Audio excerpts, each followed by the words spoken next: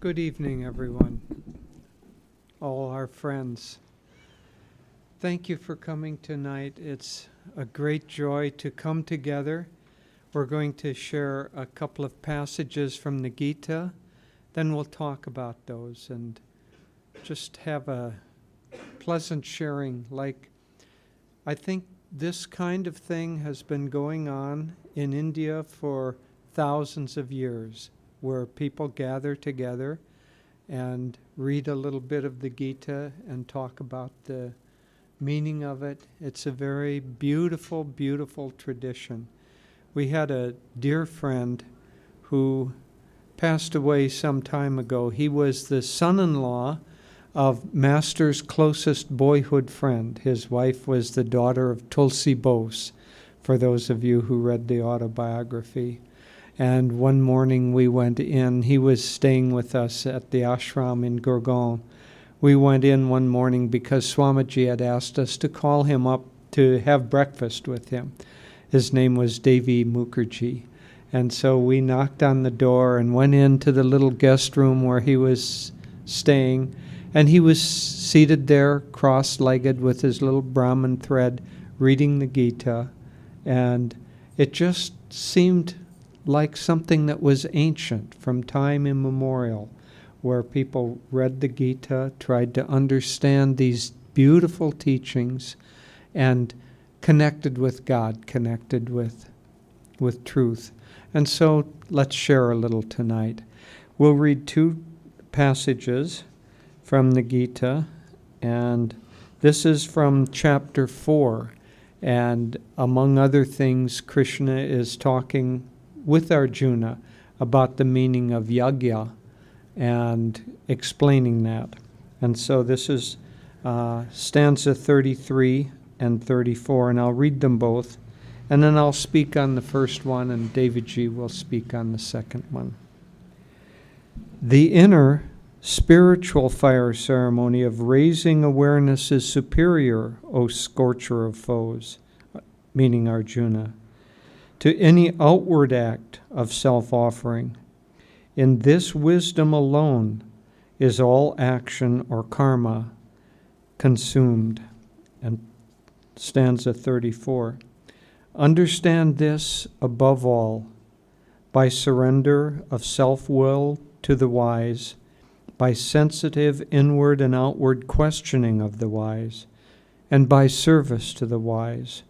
Those who have realized the truth will be able to convey their wisdom to you. Beautiful passages. Every passage is beautiful, so no sense to compare. So I'll talk a little bit about inner offering and inner yagya. Now, one of the very fundamental aspects of life and fundamental aspects of the spiritual path is self-offering, because without that, we can't get rid of our delusion. See, what do we really offer to the divine? We can't offer him any wealth. He is the wealth. We can't offer him our possessions. He is the possessions. But we can offer him our delusion that we possess our possessions. We can offer him the delusion that wealth is ours and that it leads to our happiness. And so really all we can offer him is our delusion. That is the ego. The one definition that Swamiji used of a definition for the ego is a bundle of self-definitions. And so what we offer to God is, and we hold on to that, each of those little, I think of them like arrows in a quiver, or we hold on to each little arrow as if it's so precious, and all it is a misunderstanding, a delusion that we apply to ourselves of self-definition. Ultimately, really the only thing we have to offer God is our love. Master said God has everything else, but what he doesn't have is your love. And that has to be given voluntarily. And so an outward yagya is a symbol of this process. The real yagya, especially I'll say for those of you who have had initiation into Kriya, will understand that in Kriya we try to offer our life force to especially the light that we see at the forehead. So that offering of self into the fire of light is the true yagya that Krishna is talking about here.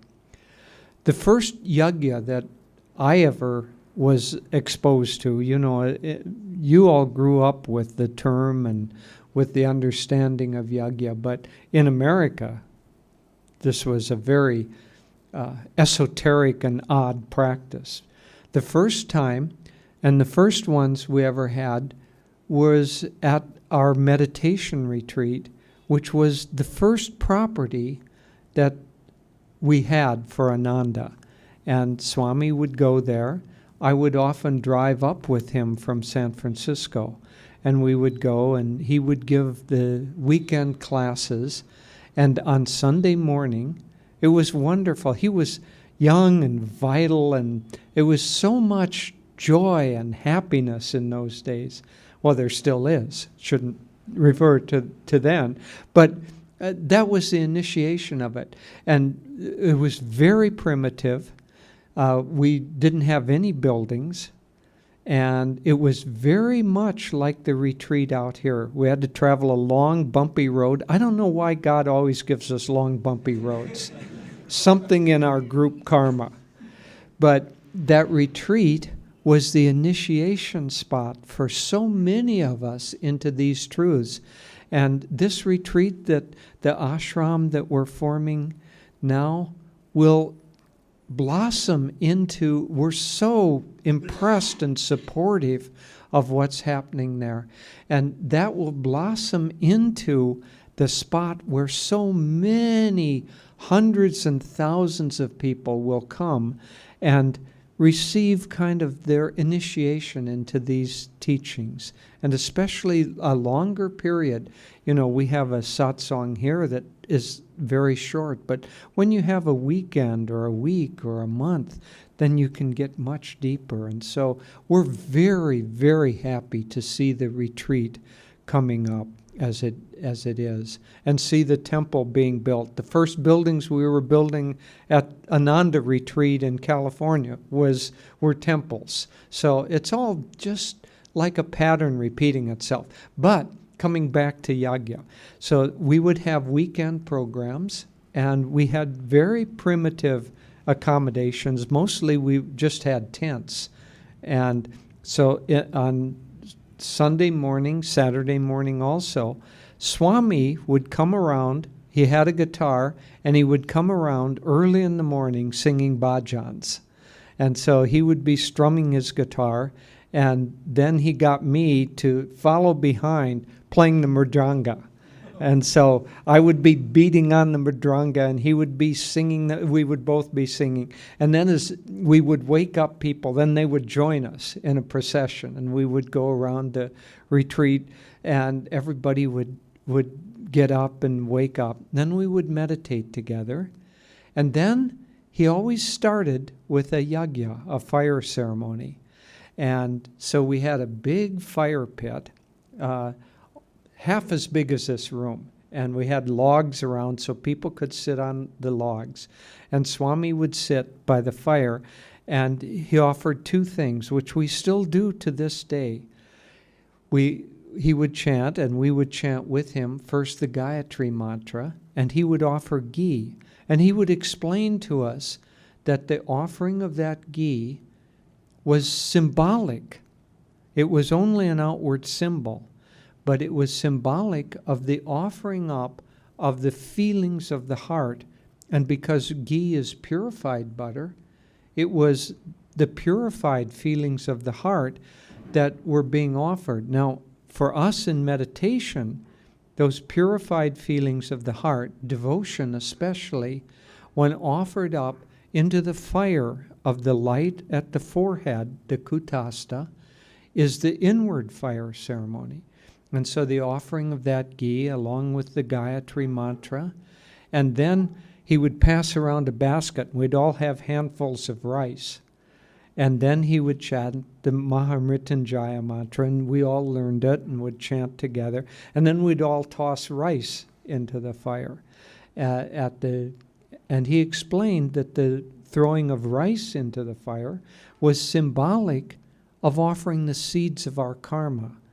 Because those two things especially, the unpure feelings or attachments, the likes and dislikes that reside in the heart, in the Anahat chakra, are the primary things, that and the karma, which is simply actions that took place, thoughts, actions, desires that took place under the influence of delusion in the past. And so we're offering that up into the fire, so we'd all joyfully throw this rice in and everybody would have a good time. But gradually, Swami was so much just like a father or an elder brother. He didn't want or let any distance. We, of course, had great respect for him, but he did not want to be viewed as someone distant, as someone apart. So he always treated us, his first name for a monastery was the Friends of God. And so he treated us as divine friends, as we probably thought of ourselves more as divine children, as Chela. But from his part, he just wanted that friendship and that love, because that is the true expression of God. See, if he had, as the teacher, held himself at a distance, what would be the result? We would think, well, he's the teacher, he's at a distance, he represents the channel of God. So if he's at a distance, well, then God must be even farther away. And he didn't want that. He wanted to be like our dearest friend, our most supportive person. And that made us understand on a subconscious level that God, if our teacher can be inside our heart and always supportive, what must God be? Even more so. And so he would teach through his example. And it was so close and so dear. But this understanding of the deeper aspect of Yagya, he gradually taught us more and more.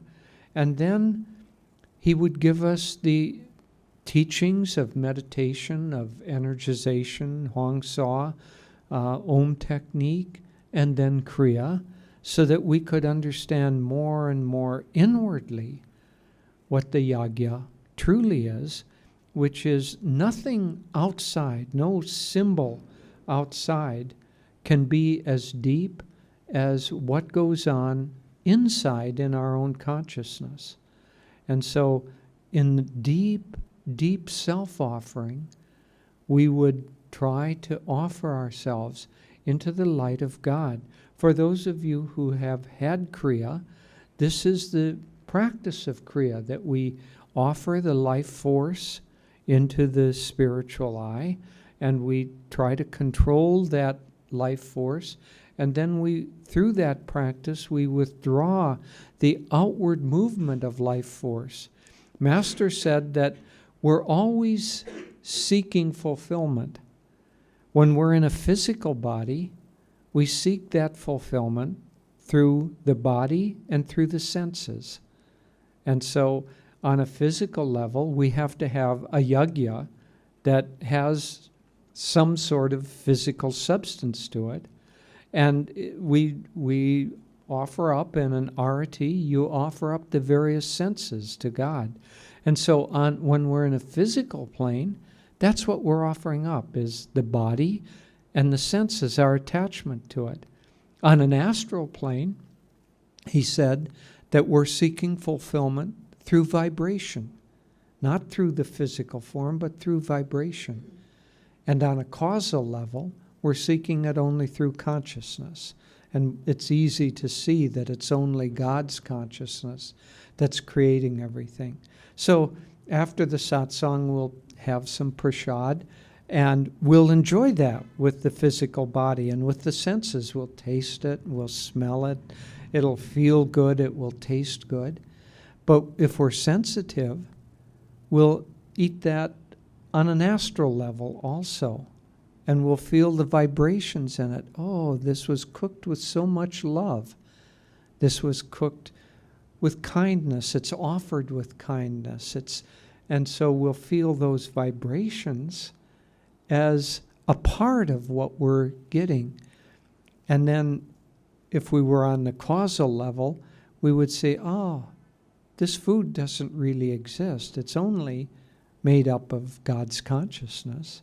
And so it's God's consciousness in the form of this body, taking in God's consciousness in the form of this food, and it would all be one.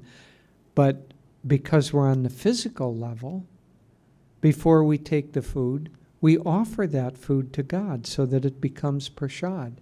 Because, as it says in the scriptures, if you eat unoffered food, you're eating sin. What that means is that if you don't offer back to God, you're ignorant. And if you take that for yourself, you're eating of ignorance. And so all of this beautiful self-offering, we think that we're offering, but all it is God with deep friendship and deep love reaching out to take from us the burdens that we carry, the delusion that we have, and that reaching out is done with deep love and deep friendship. And this is such a beautiful teaching and beautiful path. Good evening, everyone. Oh, nice to see so many of you here. So I'll talk about the second passage that Jyotish read, which really is, I would say, the essence of discipleship. He talked in the passage, Krishna is saying to Arjuna, how to offer yourself to the wise, to the guru. And first he says, surrender your self-will. And this is the activities, the energy of our will, of our physical energy. And you know, when Swamiji first knelt at Master's feet on that very significant day in September 12th, 1948, when he knelt there, after a bit of discussion, Master asked him, do you give me your unconditional love? And Swami said, oh, yes. And he said, do you give me your unconditional obedience, your will? And Swamiji wanted with every fiber of his being to be accepted in discipleship with Master, but he had to be honest, and he said, sir, what if I ever think that you're wrong? And Master answered him very wisely, knowing Swamiji's the way to win this disciple. He said, I will never ask anything of you that God himself does not ask me to ask you. And Swamiji said, in that case, I give you my unconditional obedience. So, but to get to that point where you recognize the wise, that you recognize that we need to surrender the self-will, it's the first step, that we are guided by negative energy, we are guided by our egoic desires until we accept the guidance of the Guru. And only then can we begin realizing, I will follow this one, because I know they have wisdom greater than our own. And so often in our life with Swamiji, he would do things we didn't understand. He would ask of us things we didn't really understand where he was going. He would perhaps honor people that didn't seem to be worthy of being honored. But because we knew he had wisdom, we didn't argue. We just surrendered our self-will. And then he was able to take that energy that goes into the egoic resistance and says, but I know better, my way is right, he doesn't understand. And when we can surrender that, then the Guru can use our will and channel it through the practice of Kriya, through attunement, so that our will becomes guided by divine will. And when that happens, we are treading a sure path to God. It also says next to surrender the first one was surrender the will. The second is to ask questions sensitively of the wise. This is an interesting thought. What does it mean to ask questions sensitively of the divine?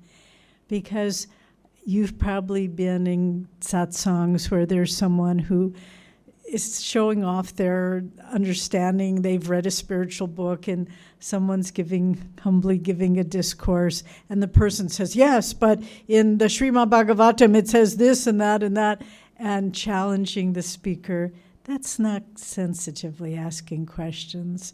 Once Swami tells the story in the New Path of a man that came to Master who was a well-respected spiritual teacher in his own right, but not on Master's caliber at all.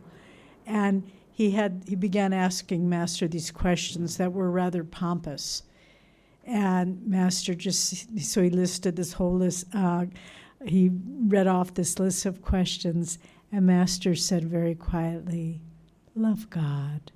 And the man kind of brushed that aside and kept asking these questions. And the Master said, with a little more force, after another series of questions, love God. And the man, thinking that Yogananda hadn't understood the depth and subtlety of his teachings, continued with these pompous intellectual questions. Finally, Master stood up and with great force said, love God, and just got up and left the room. And the man later told people, oh, this Yogananda, he didn't understand the questions I asked him. But what Master was saying was, you aren't asking questions, you're just showing off your own knowledge. And if you really want to understand these things, love God, and then you will understand, it will be given unto you.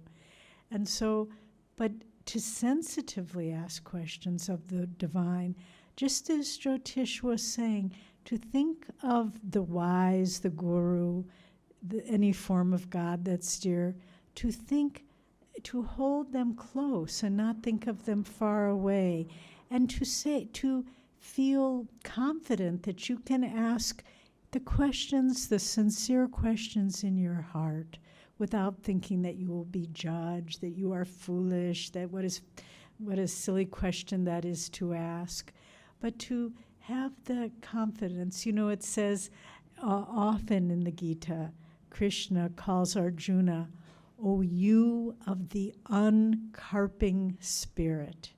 You who isn't always saying, oh, what about this and what about that, but who just accepts humbly the wisdom that the divine gives to us.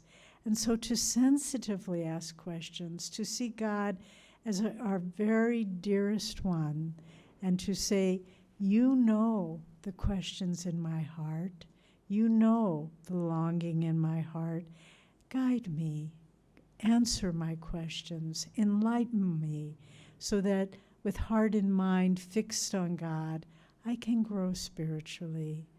And then finally, it says in this passage to offer service to the wise.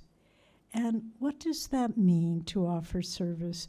We come to the ashram, the center here, or at the ashram out by Watunde, and we see wonderful service happening, just people doing active and busy and serving God.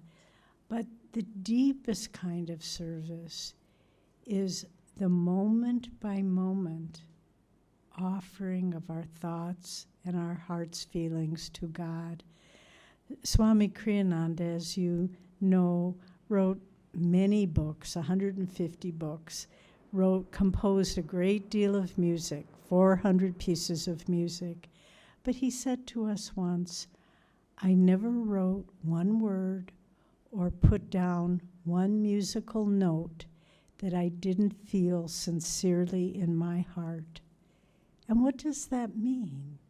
It means that every word he wrote in those 150 books, every note that he put down in all the pieces of music he wrote, came as service to his guru, sincerely from his heart. He wasn't just writing music or publishing books. Every word, every note was an act of service. And so as we serve, some of you, most of you here have jobs in the world that you have to fulfill. It can be an act of service. Don't think that it's not. If you separate our friend Vijay is a retired pilot, and airplane pilot, and to be able to concentrate on all the different things on the panel of the airplane, the mind has to be focused and calm. I'm sure. I've never flown a plane, but I would imagine that's true. But whatever we're doing, there's no area of our life there in which we can't, with a calm mind, be saying, Lord, I am doing this for you. And ultimately, the highest form of service is meditation and devotion, where we sit quietly, absorbed in the self, and offer each thought to the Guru, each breath to the Guru. This is the highest and purest form of service.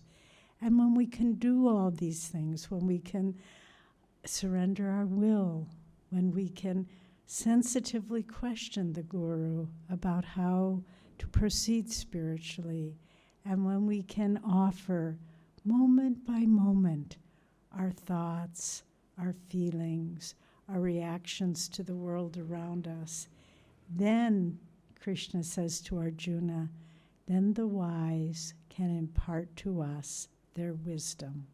And so it's through these ways that we become receptive, that we break down the barriers of heart and mind and physical energy, and then the wise, the guru, preceptor, can impart to us their wisdom. And when that happens, then we find the fulfillment of all of our life's experiences. So it is not so complicated. As Master said to the pompous questioner, love God. And all these things come unasked for. They come effortlessly. As the Master's beautiful chant, all the doors do open themselves. All the lights do light themselves.